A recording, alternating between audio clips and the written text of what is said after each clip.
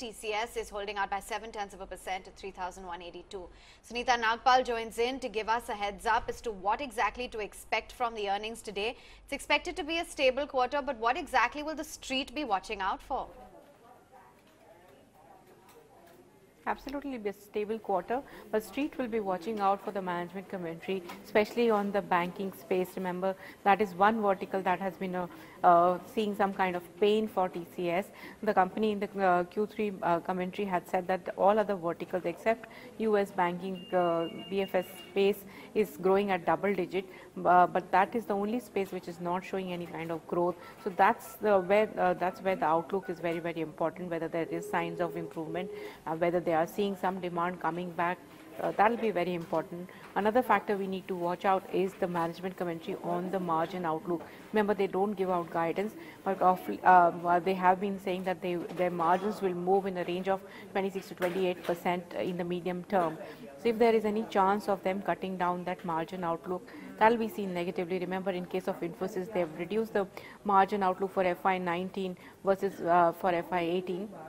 And with the large deals they've bagged in last couple of quarters, there is expectation as the ramp up happens, and initial years these deals are likely to be margin dilutive, so there could be pressure on margins. So these are the expectations basically, which is leading to why we should watch management commentary on the margin outlook. Another factor that we need to watch out is the deal wins have been very strong for last couple of quarters. They have been bagging very large deals. What the deal momentum is and how the digital space is doing, especially. Remember, last quarter they had said that the digital has already reached $4 billion worth of annual rate. Whether they can expect a further growth going forward, whether that could be the growth driver going into FY19, that's another thing that we need to watch out for.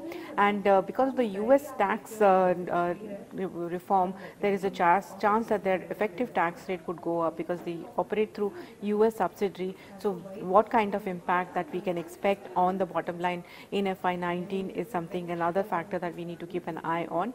And also remember that this is the month that TCS is celebrating its 50th anniversary. So there is expectation that the company might reward its shareholders as well as employees with some kind of bonus and special dividend. Remember, in 2014, when the company had finished 10 years of its listing, they had rewarded their shareholders as well as their employees. So similar expectation is there from company, and if there is nothing on that front, there could be a disappointment. But for now, we will be watching out commentary on the banking vertical and what the margin outlook is going to be.